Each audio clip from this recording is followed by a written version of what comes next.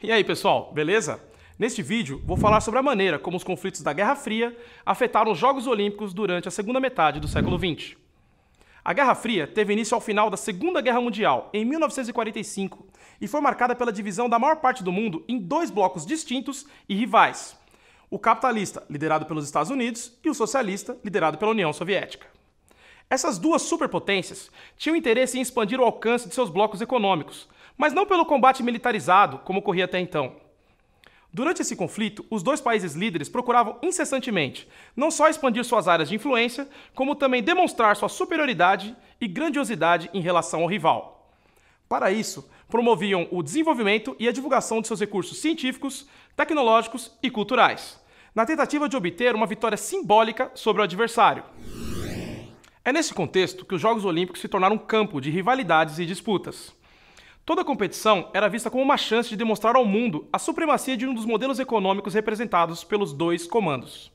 Assim, vencer uma competição de atletismo ou uma luta de boxe, por exemplo, passou a ser considerado também uma vitória de uma das organizações socioeconômicas sobre a rival.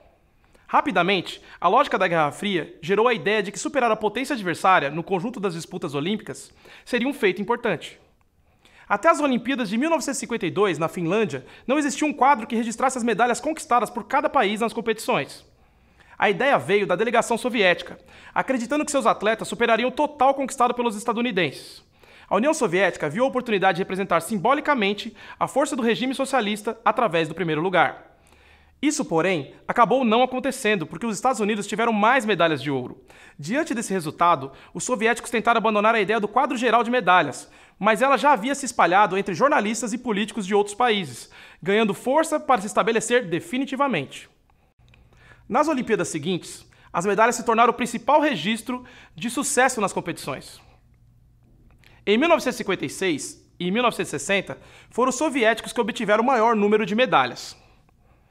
Nas competições seguintes, ocorreu uma alternância entre as duas potências, ora prevalecendo os Estados Unidos, ora a União Soviética. A disputa por medalhas não foi o único marco da influência da Guerra Fria nos Jogos Olímpicos. Outro reflexo desses conflitos foram os boicotes, realizados alternadamente por Estados Unidos e União Soviética, em duas edições dos Jogos Olímpicos. O primeiro boicote ocorreu na Olimpíada de 1980, na cidade de Moscou. Um ano antes, tropas soviéticas haviam invadido o Afeganistão para assegurar que um governo pró-União Soviética assumisse o controle político daquele país, o que causou grandes protestos internacionais.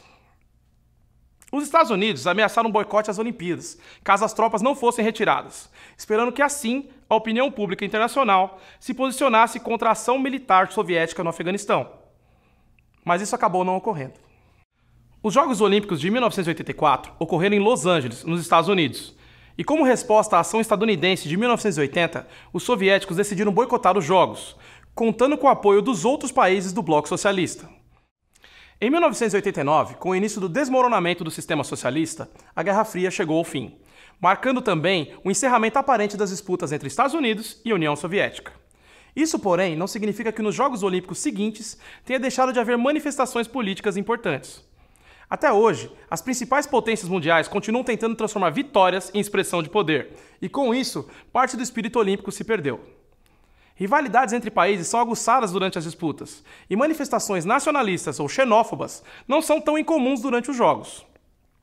Será que os Jogos Olímpicos um dia voltarão a ser um conjunto de disputas esportivas que não sirvam como instrumento político para reforçar nacionalismos e, consequentemente, agravar tensões entre países? Hoje, tendo explorado um pouquinho mais do assunto, o que você pensa sobre esse problema? Até a próxima!